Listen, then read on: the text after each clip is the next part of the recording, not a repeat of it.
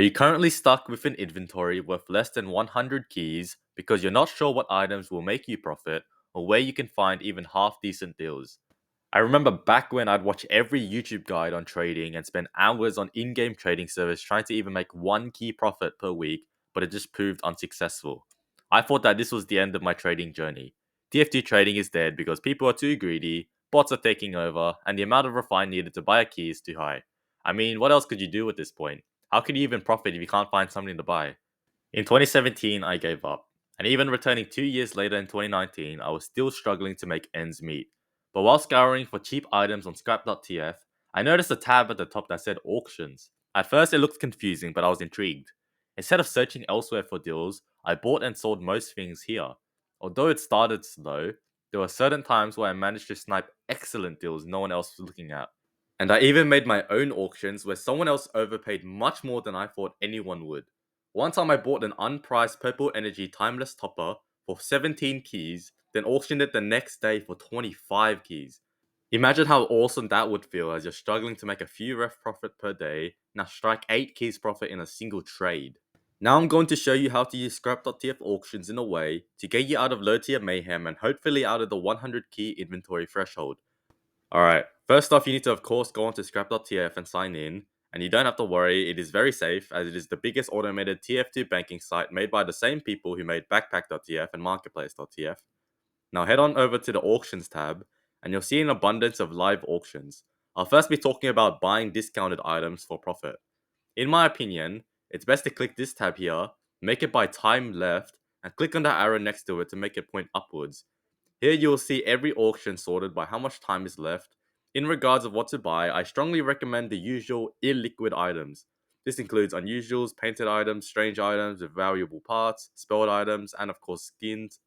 This is because these are the main items in TF2 to profit off that don't have a very strong set value, unlike keys, cosmetics, taunts, the items that have dozens of trading bots banking them.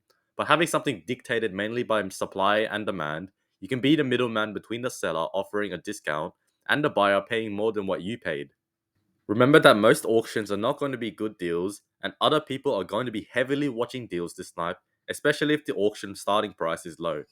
When you click on an auction's title, it'll present you with, of course, the title and a description. It'll say if it only accepts pure or stable items, which are liquid anyway. So basically, nowadays, you can only bid with keys and metal. The time left will always be ticking down until the auction finishes. An auction can last a minimum of 4 hours and a maximum of 4 hours.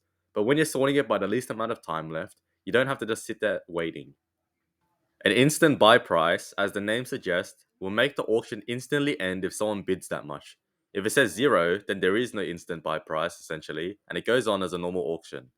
Sniping prevention enabled, which it is on by default, will ensure that the auction cannot be sniped in the last 5 minutes. That means if there is less than 5 minutes left on the timer over the auction, then anyone who bids higher than the current bid will reset the timer to 5 minutes again. If it's disabled, then anyone can come in on the last second and just steal the auction. Usually you don't have to worry about combating as well. Do not bid more than you can afford, and make sure that the pure you're bidding is kept in your inventory after the auction finishes. If you do win a Scrap.tf auction, please make sure that you pay your bid within 24 hours, or else you can receive temporary bans that can stack in intensity the more often you don't pay. Perhaps you can set an alarm or write on a piece of paper to remind yourself. As long as you're active on Scrap.tf, you probably won't forget. Remember that they don't just send you a trade unless you specifically click on the website to pay your bid. Now, what do you do with your item that you just won? How do you sell it for profit? Well, I think a great way is to just use Marketplace.tf. Try to find a recent sale or a recent sale of a similar item and just list it, convert that to cash and then to keys again. You can check out my Marketplace.tf video for more info on that. But of course, you can just make your own auction and relist it like that. First off, either go onto your site inventory or click deposit items, and you'll need to deposit your items into a bot.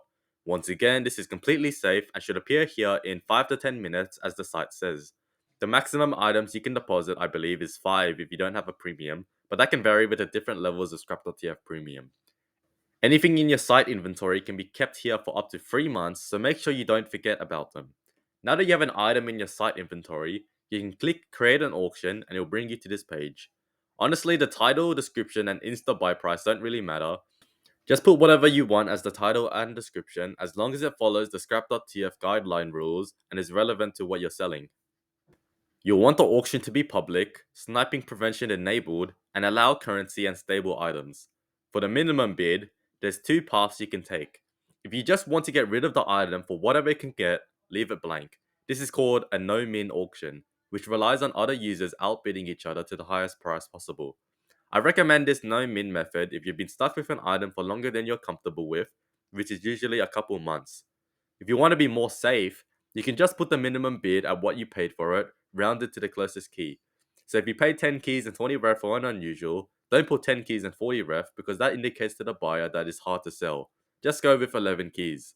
And for auction length, I don't think that 6 hours or less is reasonable to attract potential buyers, and anything above 1 day, I feel like people won't be willing to wait that long for your auction to end if they catch it early. I'd just go with either 12 or 24 hours, and it's best if you can make the auction end during peak time in the USA. Perhaps if you're US based or not, you can just search it up, make it end at about 6 p.m. roughly. Because imagine your auction ending at 3 a.m. during American time where most traders are asleep, but you get an Australian like me sniping it for a super cheap price. Once you start the auction, double check everything to make sure you input the correct things and wait a bit to click start or else you'll get this message. I also like to put any relevant links in the comments section, such as the backpack.tf page of a particular unusual to make it easier for people to navigate where you're selling. Now that the auction has started, chill for a bit and see later when it starts to end. If people do bid, then they have 24 hours to pay. When they pay, the items go into your site inventory. If no one bids, you can either keep trying or you can lower the minimum bid. Don't worry about taking a tiny loss if you're stuck with an item that isn't selling. And you don't need to worry about promoting your auction. I don't feel like that helps much at all. And that's all for today's video. Make sure you do your research when bidding on items and make sure you snag any sort of discount that is available. Never get too greedy. Make sure to like, subscribe, comment, and I'll catch you guys next time.